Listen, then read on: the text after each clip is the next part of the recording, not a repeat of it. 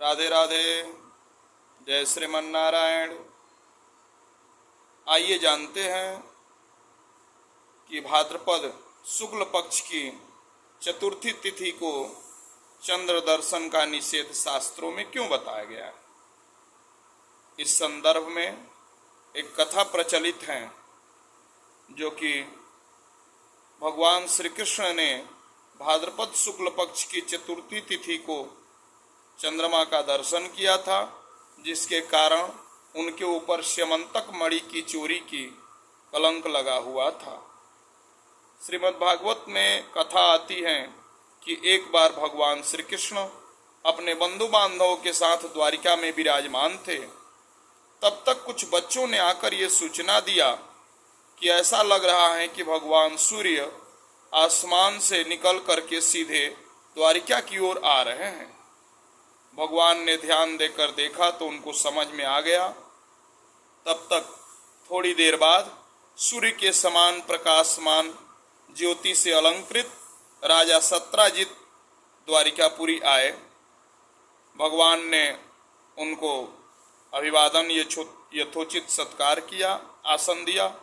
इसके बाद भगवान ने कहा था कि आप यह जो स्यमंतक मणि अपने गले में धारण किए हुए हैं, यह राजकोष में जमा करा दीजिए।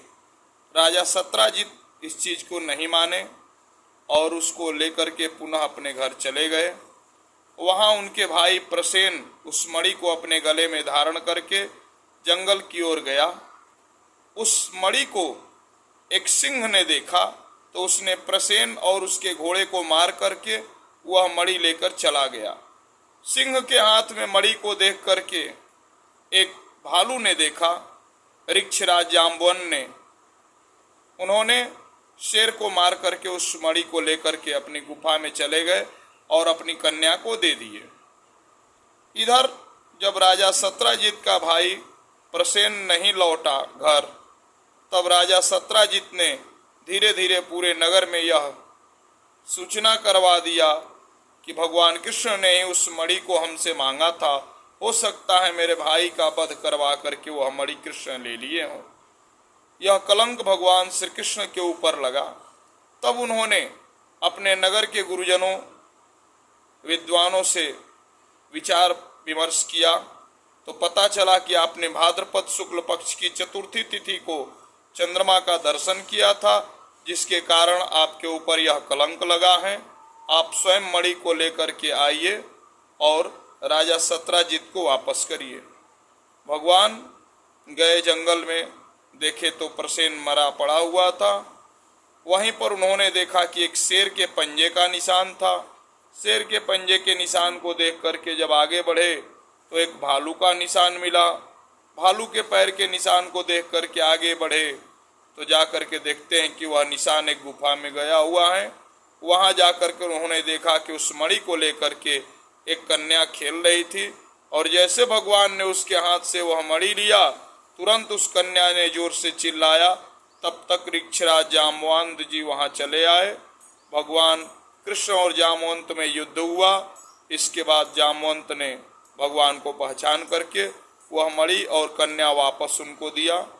उसको लेकर के भगवान श्री कृष्ण राजा सत्राजित के पास आए और वह जब मणि प्रदान किए तो वह लज्जित हो गए, क्योंकि भगवान के ऊपर कलंक लगाए थे।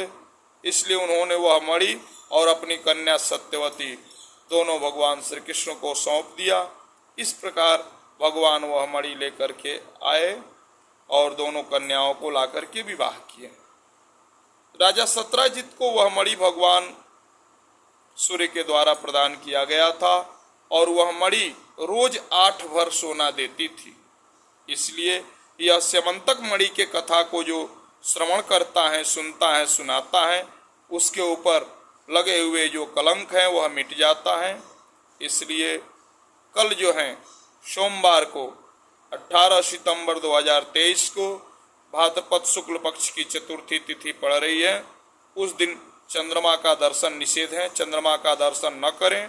यदि किसी ने कर लिया तो यह कथा को स्मरण करे, श्रवण करे, जिससे उसका कलंक मिट जाएगा। राधे राधे। जय श्रीमन नारायण।